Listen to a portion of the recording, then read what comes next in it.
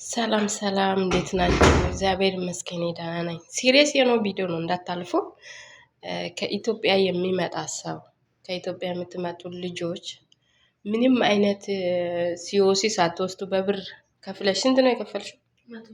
20 ሺህ ለምንድን ነው የከፈልሽው? ለሲኦሲ ብቻ 20 ሺህ። ከዛ አጠቃላይ ለደላላ ስንት ነው የከፈልሽው? 100 ሺህ ብር አጠቃላይ ወጪ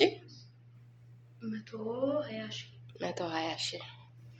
ምንም አይነት ከገጠር ነው የመጣችው። ምንም አይነት አታውቅም። ውሃ እንዴት እንደሚከፈት ማብራት ምንም የምታውቀው ነገር የለም።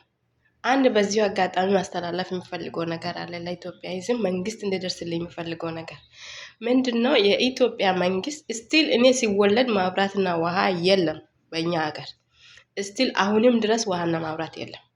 ለኢትዮጵያ መንግስት እንዲደርስልኝ እፈልጋለሁ። ለምን ለጅቡቲ ለጎረቤት ሀገር ኃይል ማምጫ እየሰጠ ነው የኢትዮጵያ መንግስት ሲሰጥ፣ የኛ ሀገር ማብራትና ውሃ የለም አናውቀውም። ሲቀጥል ማለት ነው ከዛ ሀገር ሲመጡ ደግሞ ሲኦሲ ሳይመሩ ህጋዊ ያልሆነ መንገድ ወደዚህ ሲመጡ ምንም ልጆቹ አያውቁም። ደላላ ብሩን ይበላና ይልካቸዋል ማለት ነው። ምንም አታውቅም ልጅቷ ምንም። ይሙት በቃ እዛ ሄዶ ይሙቱ ብላችሁ ካልሆነ በስተቀር በጣም ከባድ ነው። እኔ እኮ ደላላ ጠፍቷል ሲባል የጠፋ ነው የመሰለኝ። በመንግስት ተጀምረዋል ስለተባለ እንዴት ሆኖ እንትን እንደምሉ ጌታ ይወቀው። ፕሊዝ ለደላላ ኤጀንሲዎች እንዴት አድርጋችሁ ነው የምትልኩት? ምንም አያውቁ ልጆች እንዴት ነው መስራት የሚችለው? ሰው ሀገር ክሎሮክስ ምን እንደሆነ አታውቅም። ምኑን ከምን የሚሰራ እንደሆነ አታውቅም። እኔ ብር 120 ሺህ ብር አውጥታ ነው የመጣችው። 120 ሺህ አውጥታ ማለት እንግዲህ አስቡ። ከዛ እዚህ መታ ለሞት ነው ማለት ነው። ሽንት ቤት በምን እንደሚጸዳ አታውቅም። ጭራሽ ምግብ አስለምጃት ነው የምትለው ሴትዮዋ። ልጅቷ ምንም የምታውቀው ነገር የለም። ምን አለች? ዩጋንዳ ትላንት።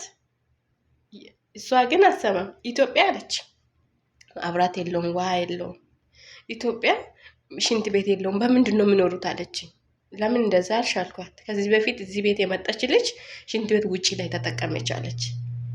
ኢትዮጵያ ደላላ አፈር ብሉ። ኤጀንሲ አስገብታችሁ ሲኦሲ እንኳን ብር ብትበሉ እንኳን ሲኦሲ አስተምሯቸው። እንደ ሀገር እኮ ተዋርደናል። እናንተ ተዋረዱ። እንደ ሀገር አዋረዳችሁን እኛን ማለት ነው።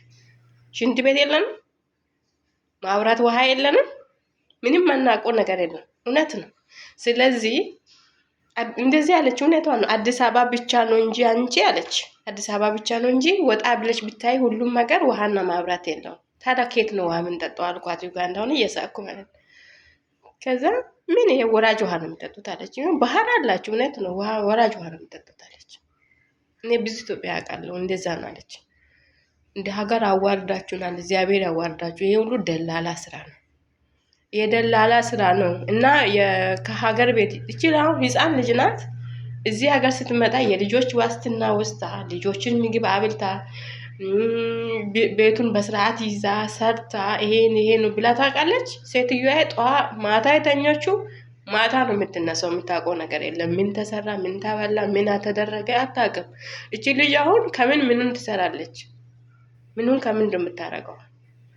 ለማንኛውም ይሄ መንግስት ጋር እንደርስልኝ የሚፈልገው ነገር ቢኖር ሀገራችን ላይ ውሃና ማብራት የለም። እውነት ነው። ስቲል ሲወለድ የለም። ስቲል እስካሁን ድረስ የለም። ይሄ የኢትዮጵያ መንግስት ስራ ብቻ ሳይሆን በተለይ እንደዚህ ይሄ የክልል መንግስት፣ እኔ ትውልዴ ሙድላ ነው። ገጠር ላይ ውሃና ማብራት ስቲል አይታወቅም። እናቴ እስከዛሬ ድረስ በጀርባዋ ተሸክማ ከሩቅ ቦታ ነው ውሃ የምታመጣው። እግዚአብሔር የስራችሁን ይስጣችሁ። ይሄ ክልል መንግስት እግዚአብሔር የስራችሁን ይስጣችሁ። በእውነት በተለይ ደላላ እናንተ ተዋረዱ። እንዳዋረዳችሁን እንደ ሀገር ተዋርደናል እኛ ማለት ነው።